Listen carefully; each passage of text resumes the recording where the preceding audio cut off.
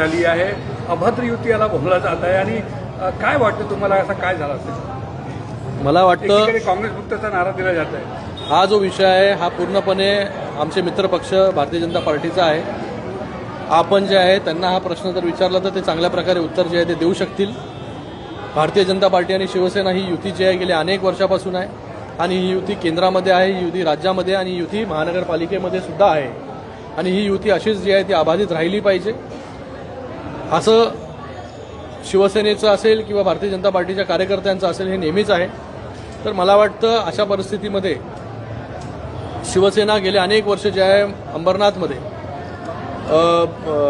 शिवसेनेची सत्ता होती. चांगलं काम जे आहे अंबरनाथमध्ये शिवसेनेच्या कार्यकाळामध्ये झालं.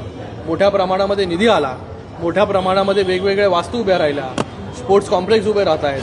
त्याचबरोबर अंबरनाथ शिव मंदिरचं काम त्या ठिकाणी चालू आहे. आणि मला वाटतं आता जो काही निर्णय त्यांना घ्यायचा असेल तरी शिवसेना जी आहे ती शिवसेना डेव्हलपमेंटमध्ये, विकासाच्या राजकारणामध्ये जे आहे हे नेहमीच जे कोणी असतील त्यांच्याबरोबर जे आहे हे नेहमी राहणार. तिथे राजकारण करायला राजकारण आम्ही करणार नाही, विरोध करायला विरोध करणार नाही.